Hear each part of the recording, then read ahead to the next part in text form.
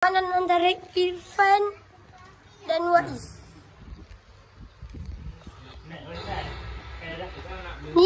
Ni siapa ni? Ni itu Wais. Wais ni Irfan. Okay, ni Irfan. Ni Irfan. Macam tak relax je dia ni. Irfan ni Umar. Ni faham kan?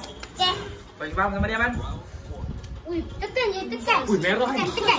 Macam neraka ni. Ui, berapa? Apa? Tekan. Man, macam tak terror kan? Macam kena, oi. Hampir kena tadi. Oi. Tekan ini. Tekan yang ni.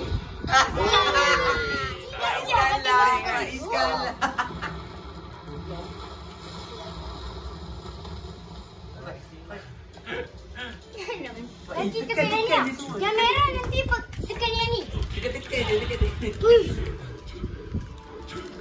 Kalau merah tekan je, tekan. Dah tekan lagi. Apa? Gila, Mas.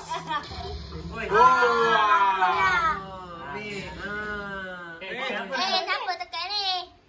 Kau tekan. Ada tolong dik? Tak siapa? Dapat tu ke? Tekan ni. Tu buat kita tarik tu kot. Allah Akbar. Jangan tekan. Tekan sikit. Boleh. Sini ke mata kecil tu. Rakit tu. Ke mata kecil ni. Controller when and press. Oh, controller angkat naik. Controller mana yang angkat naik? Yang ni dah tak ada kena. Oh, kita tak ada kan tu. Ada. Okey, go. Sambung. Wih. masuk. Banyak ni. Wow.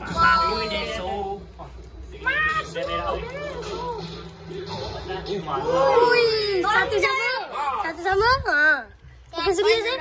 Tekan. Irfan ni. Irfan dah tekan Irfan. Dia tu ah. Klik ni Klik adik.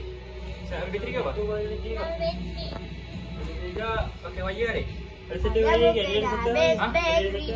Satu wire ke? Yang wire mana? Wire tu. Tak nampak tak boleh. Jangan cari je. Dia kalah nak tahu dia tu. Perlawanan yang gila-gila ni, bos. Gila-gila ni, bos.